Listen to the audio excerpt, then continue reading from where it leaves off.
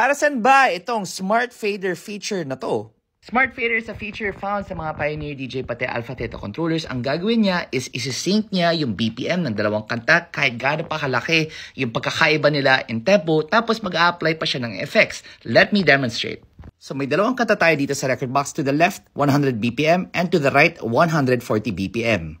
Malaking talon yun in tempo, diba? So usually ang gagawin natin in order to go up to 140 BPM, either babagalan natin ng konti, pinapatugtog natin ng mga kanta, we're gonna do it in sequence. Pero now that we have sync technology with digital DJing, you can actually do that pretty easily using just your controller and the software.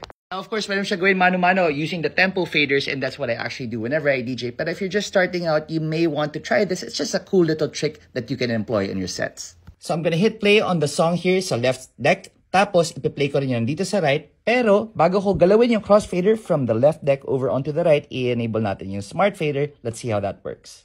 So, naka-play na tayo. I'll enable smart fader. I-play ako dito ng right deck. Ganyan. And then I'm gonna move it from the left to the right. Pansinin mo yung tempo nitong dalawang kanta.